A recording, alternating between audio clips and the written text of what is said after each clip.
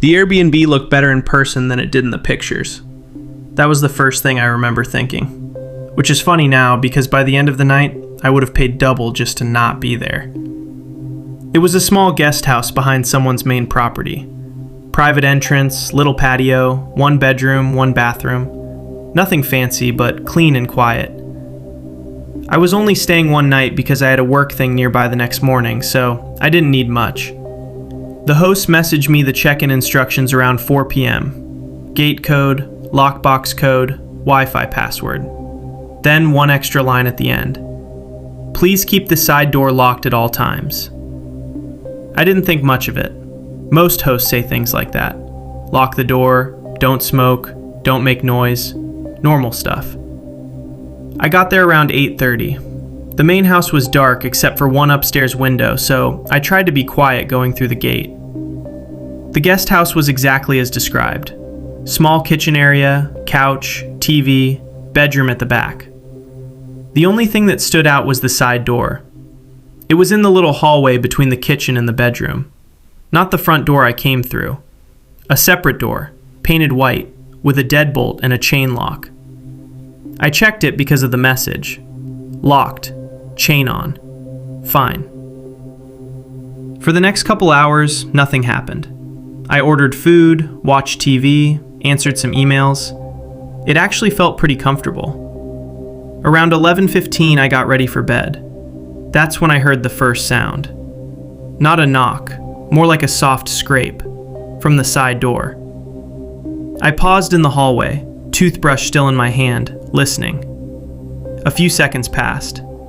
Then it happened again. Slow, careful, like metal touching metal. I walked closer and looked at the door. The deadbolt was still locked, chain still on. I leaned down slightly and saw the handle move. Just a little. Not rattling, not forced, just testing. I stepped back immediately. For a second, I thought maybe it was the host. Maybe they had some attached storage room or something on the other side and got the wrong door. So I said, "Hello?"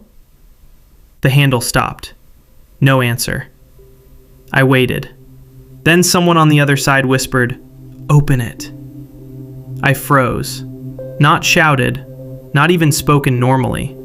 Whispered, like they didn't want anyone else hearing. I backed away slowly and grabbed my phone from the kitchen counter. Before I could call anyone, my Airbnb app pinged. A message from the host. "Everything okay?" I stared at it. I hadn't messaged them. I hadn't made noise. At least, not enough for them to know anything was wrong. I typed back. "Someone is at the side door." The response came almost immediately. "Do not open it." Then another message. "Is it locked?" I looked back at the door. The handle moved again. This time harder.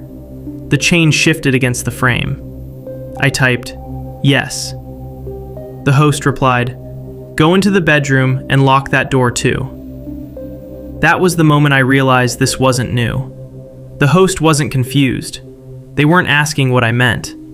They knew exactly which door I was talking about. I moved into the bedroom, shut the door, and locked it. There was no real lock, just a cheap privacy latch, but I pushed a chair under the handle anyway. The side door rattled again, harder this time, then stopped. For maybe 10 seconds, everything was quiet. Then I heard a voice. Not whispering anymore, closer to normal. "Tell Mark I know he's in there." My name isn't Mark. I didn't answer. I didn't move. The voice came again. I saw the light. Then something hit the side door, hard enough that I flinched. Once, then again. The whole hallway seemed to shake with it. I called 911 and kept my voice low. While I was on the phone, the person outside started walking along the side of the guest house. I could hear gravel crunching under their feet. Slow, not leaving, moving around. The bedroom had one window, curtains closed. I stood there staring at them, phone pressed to my ear, praying I wouldn't see anything. Then the curtain moved, just slightly. Not from inside, from the outside.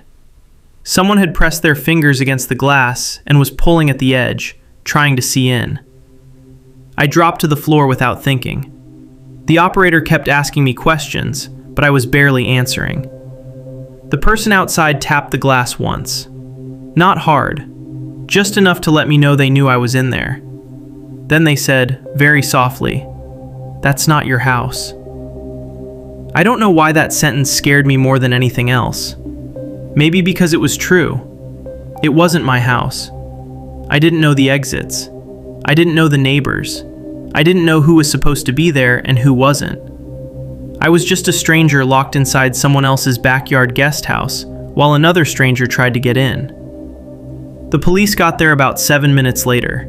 By then, whoever it was had left. They checked around the property and found fresh footprints by the bedroom window, plus scratches around the side door lock. The host came out in a robe, acting shaken but not surprised enough. That bothered me.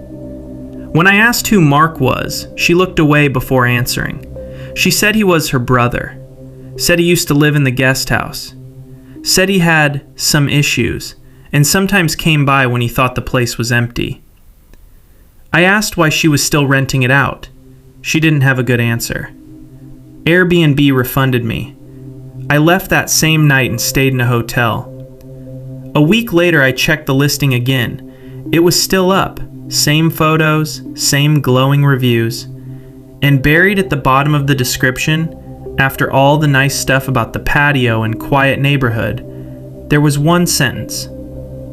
Guests are reminded to keep the side door locked at all times. That was it. No warning, no explanation, just the one rule. The one they already knew mattered.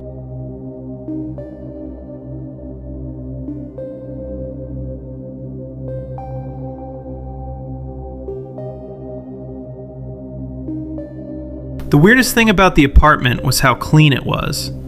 Not just normal Airbnb clean. I mean, the place looked untouched, like nobody had ever actually lived there. No dust on the shelves, no marks on the walls, no half-used bottle of soap by the sink. Even the couch cushions looked like they had been placed there for a photo and never sat on. I was staying there for 2 nights while visiting a friend in another city. It was cheaper than a hotel, had great reviews, and the host had messaged me constantly before I arrived. Not in a creepy way at first, just very available. Let me know when you get in. Let me know if you need anything. Please don't move the furniture. That last one seemed a little odd, but I ignored it. I got there around 6 p.m., dropped my bag in the bedroom and did the usual walkthrough. Bathroom, kitchen, living room, everything was fine. The only thing I didn't like was the mirror in the bedroom. It was one of those full-length mirrors leaning against the wall, not mounted. Big, heavy frame, angled slightly toward the bed.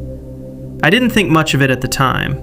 I just moved it a few inches so it wasn't facing me while I slept. About 10 minutes later, my phone buzzed. A message from the host. Please don't move the mirror. I stared at it for a second. That was the first moment I felt something was wrong. I hadn't made noise. I hadn't messaged her. I hadn't even been there long. I typed back, "Sorry, just moved it slightly." She replied almost immediately. It needs to stay where it is. No smiley face, no explanation, just that. I put the mirror back. Not because I wanted to, but because I didn't want drama with the host on the first night. Still, after that, I started looking around more carefully. There was a small shelf above the TV with a fake plant on it. One smoke detector in the hallway. A clock in the kitchen that didn't seem to be working. Normal things. But suddenly every normal thing felt like it could be there for a reason. That night, I went to dinner with my friend and got back a little before midnight. The apartment looked exactly how I left it, except my bedroom door was closed. I knew I'd left it open. I stood in the hallway for a moment, telling myself maybe the air conditioning pulled it shut. Maybe I just remembered wrong. Then I opened it. Nothing was missing. My bag was still by the bed, clothes still inside, but the mirror had been moved again. Not by much, just angled slightly more toward the bed than before.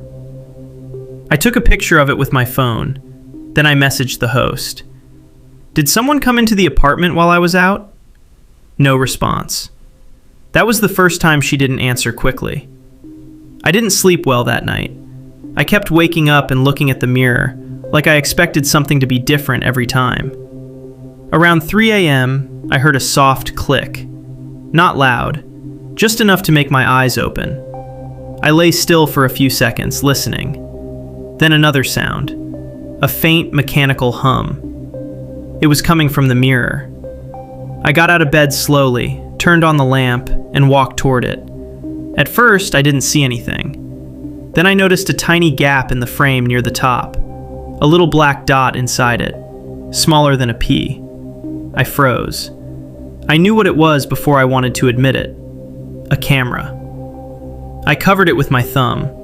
Almost immediately, my phone buzzed. Unknown number this time, not Airbnb. I didn't answer. Then a message came through. Don't touch that. I grabbed my bag so fast I didn't even pack properly. Just shoved whatever I could into it, shoes in one hand, phone in the other. As I reached the front door, I heard something from the other side. Keys.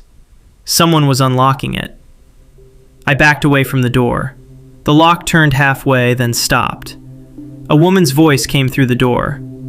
You're not allowed to remove anything from the unit. I didn't answer. She tried the lock again, this time harder.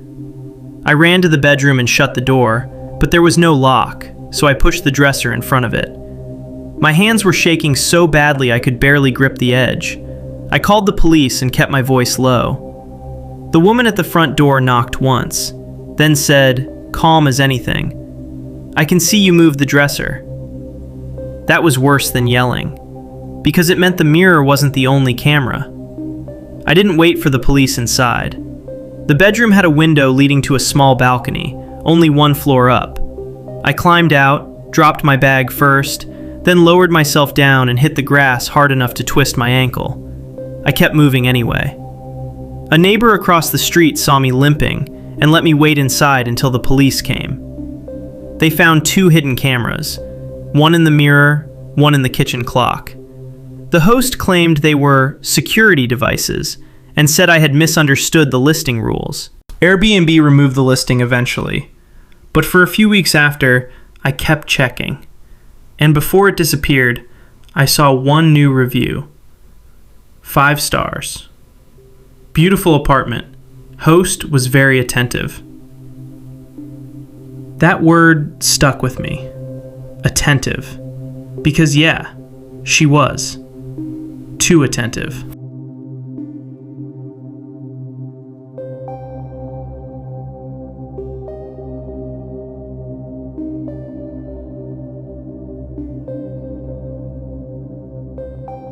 The listing said it was a quiet basement suite with private entrance. What it didn't mention was the narrow concrete walkway down the side of the house past 2 trash bins that felt way too dark at night.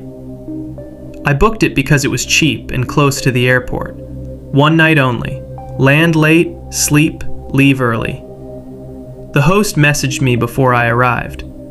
Self-check-in is available. Please do not enter the main house. Then a second message came through. It's an older house, so you may hear settling noises from upstairs at night. Nothing to worry about. I remember reading that in the taxi and thinking it was odd, but not alarming. Old houses make noise. I got there just after midnight. The key was in the lockbox. The suite was clean enough.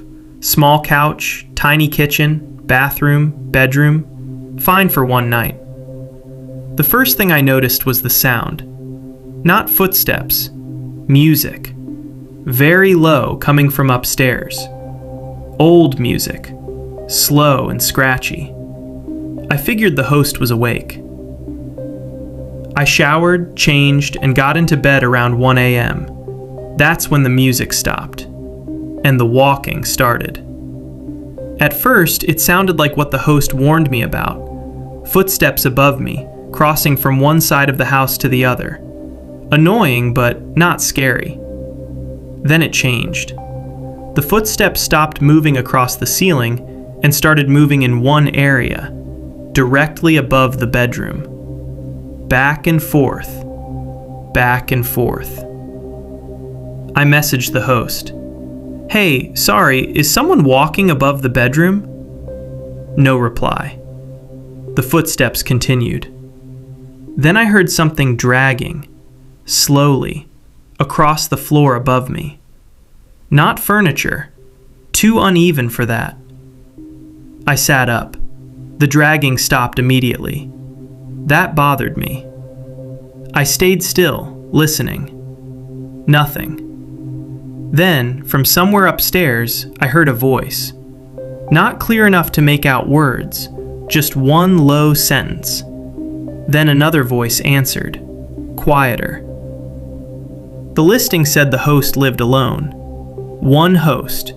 No family, no co-host, no pets. Maybe they had company. I lay back down. Then my phone buzzed. A message from the host. "Everything okay?" I stared at it. I hadn't sent another message after the first one. I replied, "Yeah, just heard some noise." The host responded, "There shouldn't be anyone upstairs." I sat up so fast the bed frame hit the wall. Another message came in. "I'm out of town. You're the only booking." For a few seconds I just sat there reading that over and over like it might change. Then I heard the dragging again. Still above me, still slow, still directly overhead. I didn't answer the host. I got dressed as quietly as I could and started packing. I had just zipped my bag when something knocked on the ceiling. Not from below, from above. 3 slow knocks, right over the bed. I froze. Then another sound, a door opening upstairs. The footsteps moved again, this time toward the basement stairwell. I hadn't even noticed the internal door until then. It was beside the bathroom, painted the same color as the wall, with a deadbolt on my side. I walked over and checked it. Locked. Then the handle moved. Once. Slowly. I stepped back. The handle moved again. Harder this time. Then a voice from the other side said, "You got in late." I didn't breathe. The voice was male. Calm. Almost conversational. "You alone down there?" I grabbed my bag and backed toward the outside door. The man tried the handle again, then knocked. Not loud, just polite. "Open up. I just need to talk to you." I unlocked the outside door as quietly as I could. The second the bolt turned, the man on the other side of the internal door stopped talking. Completely. Like he heard it. Then he hit the basement door so hard the frame cracked. I ran. Up the side walkway, bag banging against my leg, shoes barely tied. Behind me, from inside the suite, I heard wood splinter. Then the internal door gave way. I didn't look back until I was on the street. The upstairs of the house was completely dark. No lights, no music, nothing. I called the police from the corner. The host called twice while I was waiting, but I didn't pick up. When police arrived, they cleared the house. The host really was out of town. No one was supposed to be there. The main house had been broken into through a back window days earlier. Whoever did it had been staying upstairs without the host knowing. Eating there. Sleeping there. Moving around above guests. They found blankets in one room, food wrappers, and a chair pulled close to a floor vent directly above the basement bedroom. Like someone had been sitting there, listening. The listing was gone a week later, but I still think about that first message. If you hear settling noises from upstairs at night, don't worry. Because I don't think she wrote it to comfort guests. I think other people had heard him too.